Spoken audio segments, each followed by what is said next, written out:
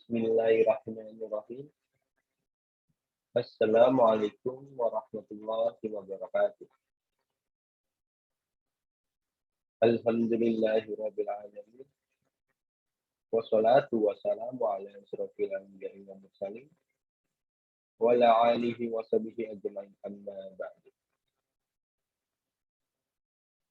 Pertama-tama, marilah kita panjatkan kehadirat Allah Subhanahu wa taala yang telah memberikan kita nikmat beribu-ribu nikmat. Di antaranya yaitu nikmat sehat, nikmat iman, nikmat Islam. Salawat serta salam tak lupa kita panjatkan kepada baginda Nabi besar Muhammad Sallallahu Alaihi Wasallam, dan tak lupa para keluarganya, para sahabatnya, dan para pengikutnya hingga akhir zaman kelak. Perkenalkan, nama saya Hamzah Farhan Masaid. Saya mahasiswa semester 5 di Al-Hikmah Jakarta. Di sini saya ingin mempresentasikan mata kuliah retorika dakwah, yaitu pengertian dari atau makna kandungan kata ilah.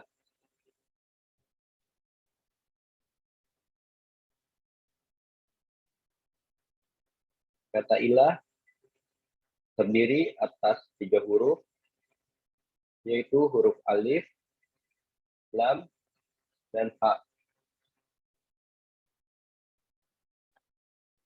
Kalau merujuk ke Kamus Besar Bahasa Arab, maka kata alihah itu memiliki beberapa arti.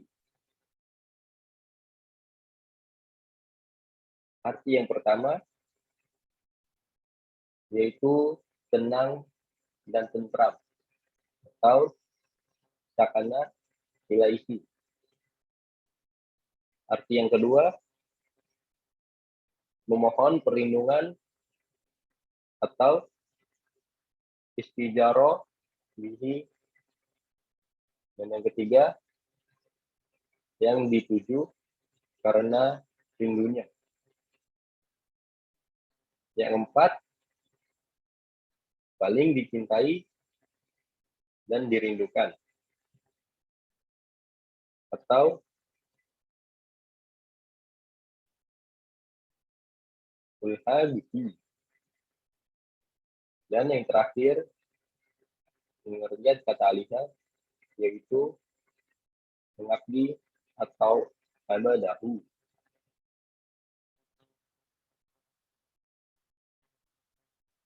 Di sini kata alihah yang artinya tenang dan tentram.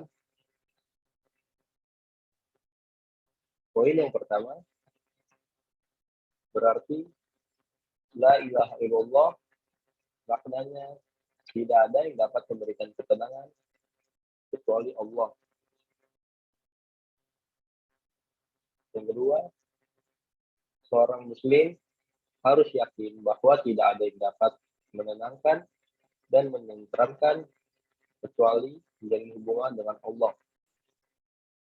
Maksud poin ini ialah kita di kehidupan tidak akan merasa tenang dan tentram kecuali ketenangan dan ketentraman yang dikasih dan yang dimiliki oleh Allah Subhanahu wa taala. Ketenangan dan ketentraman tidak bisa dimiliki oleh bangsa-bangsa jin ataupun syaitan. Yang kedua yaitu istijaro bihi, yang artinya memohon perlindungan. Berarti la ilaha illallah, tidak ada yang dapat memberikan perlindungan kecuali Allah. Yang kedua, surat Al-Jin ayat 6, Minta perlindungan kepada jin adalah bencana dan dosa. Yang ketiga, hadis yang menguatkan pengertian kata ilah, yaitu meski semua makhluk melindungi seseorang, tapi Allah hendak menimpakan bencana, maka akan tertimpa bencana, begitu pula sebaliknya. Poin yang pertama, tidak ada yang dapat memberikan perlindungan kecuali Allah. Kita sebagai umat muslim sangat berdoa agar diberi perlindungan oleh Allah.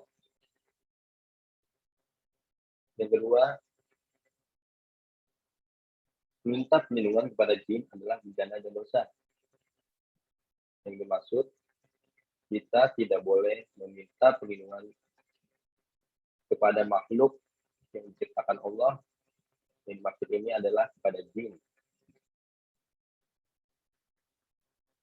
Apabila kita meminta perlindungan atau bantuan kepada bangsa jin atau bangsa syaitan, itu merupakan perbuatan syirik dan dosanya tidak akan diampuni oleh Allah kecuali mereka melakukan taubat nasuha.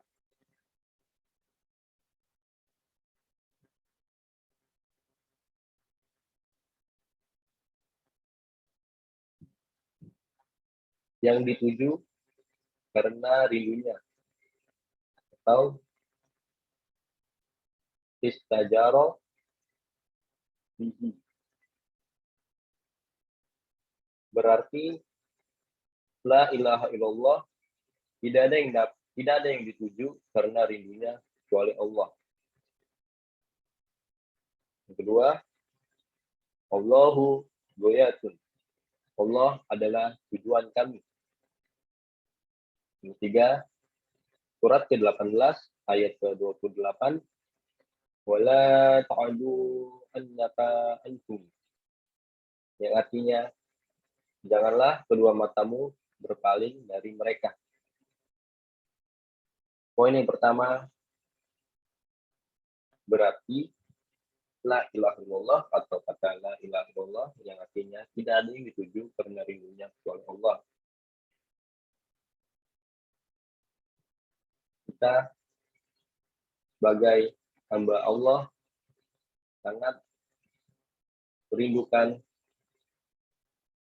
sang penciptanya, yaitu Allah Subhanahu wa Ta'ala.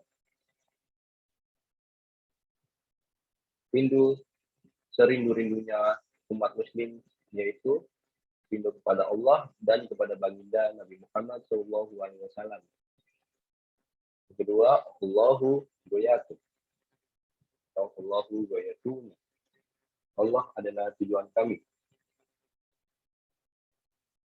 Allah merupakan sang pencipta di muka bumi ini. Kita sebagai hambanya, kita sebagai umatnya, hanyalah menyembah kepada Allah Subhanahu wa Ta'ala dan mengikuti segala apa yang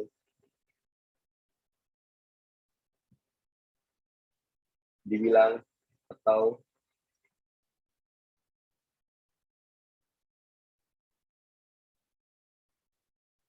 disyariatkan sebagaimana umat muslim melakukan hal-hal yang baik dan meninggalkan hal-hal yang buruk. Kita lanjut, yaitu mengabdi atau abada'u.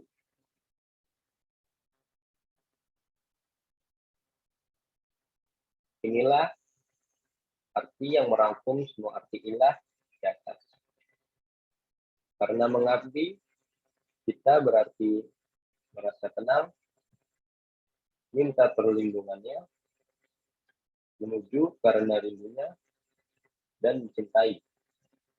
Berarti la ilaha illallah, tidak ada yang dapat berhak diabdi kecuali Allah. Poin yang pertama, merasa tenang, yaitu kita merasa tenang sebagai umat muslim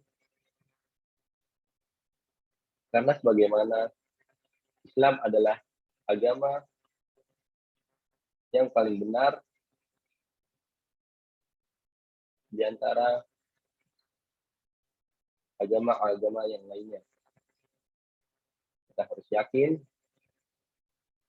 bagi umat Islam karena Islam itu agama yang diberikan oleh Allah Subhanahu wa taala. Yang kedua, kita minta perlindungan hanya kepada Allah, janganlah minta perlindungan kepada yang lain kecuali Allah Subhanahu wa taala. Yang ketiga, menuju karena rindunya. Menuju karena rindunya yang dimaksud kita hanya merindu kepada Allah dan kepada Nabi Allah dan Rasul Allah. Yang terakhir, cintai. Kita tidak boleh mencintai umat atau mencintai sama makhluk hidup kecuali atau kita tidak boleh melebihi mencintainya kecuali mencintai kepada Allah.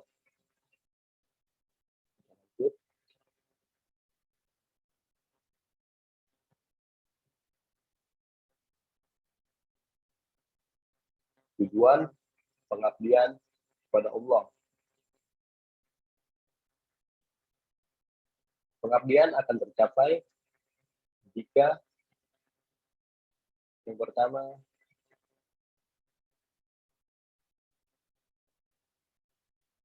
sempurna dalam mencintai atau kamalu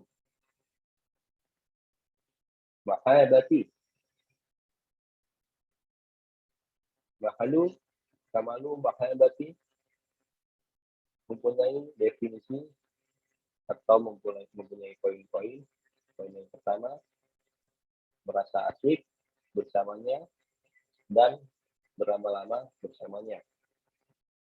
Ini maksud merasa asyik bersamanya, yaitu kita merasa asyik saat berada di dekat Allah, seperti kita sedang sholat, kita sedang melakukan perbuatan yang baik. Yang kedua, berlama-lama bersamanya. Nah, poin ini termasuk dengan poin yang di atas tadi, yaitu merasa asyik bersamanya. Kita melakukan perbuatan baik, merasa ingin sekali berlama-lama melakukan perbuatan tersebut. Yang kedua, kamalu tazalu, yang artinya sempurna dalam mengkhianatkan diri. Sempurna dalam mengkhianatkan diri itu seperti kerendahan. Yang paling rendah adalah saat sujud. Saat kita sedang menyembah pada Allah Subhanahu wa taala. Yang ketiga, kamalu wujud, yang artinya sempurna dalam ketundukan. Poin yang pertama, sempurna dalam ketundukan itu adalah terhadap semua aturan yang telah ditetapkan oleh Allah Subhanahu wa taala.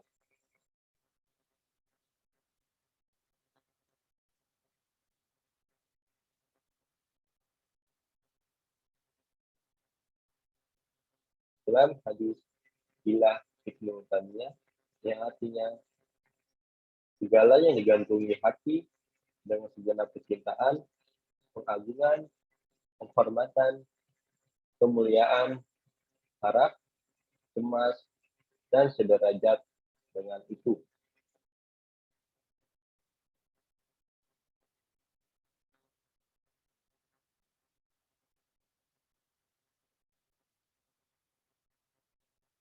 Allah, kita lanjut. Allah pemilik otoritas atau Sohibu wilayah. Atau sohibu wilayah.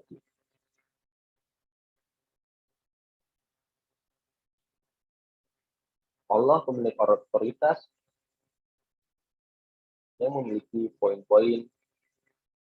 Pertama, hak memerintah dan memimpin ada di tangan Allah, bukan yang lain.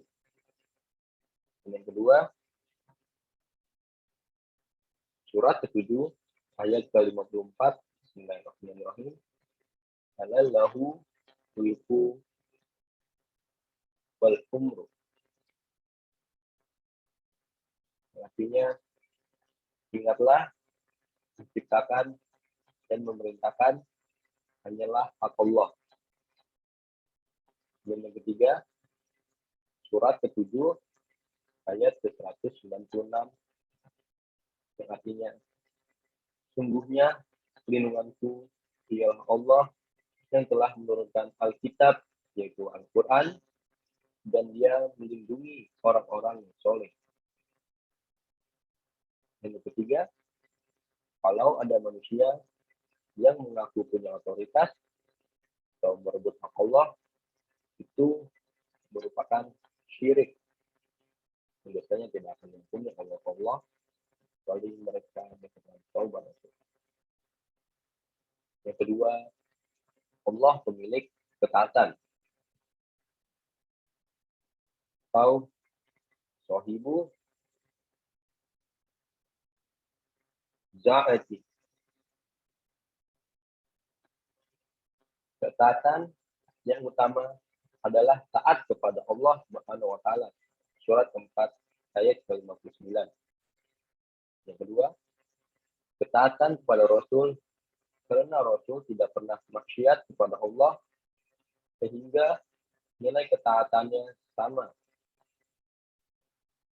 Yang ketiga, ketaatan kepada ulil amri punya syarat.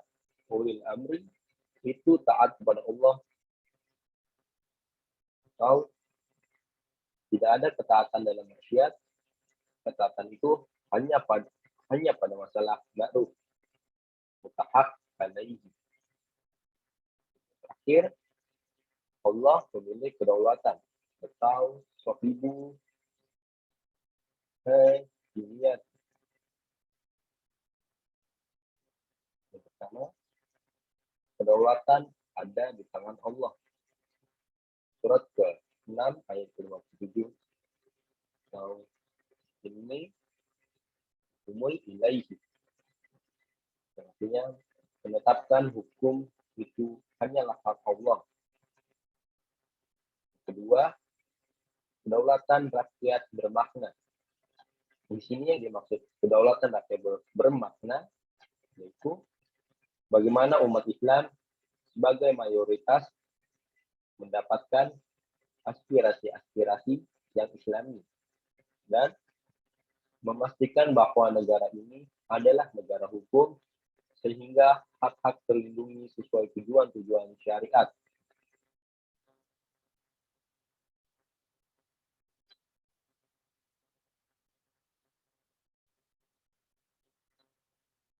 Ya. Terima kasih kepada kalian yang telah mendengarkan presentasi dari saya. Semoga apa yang saya sampaikan bermanfaat bagi kalian semua. Saya mohon maaf apabila presentasinya kurang maksimal.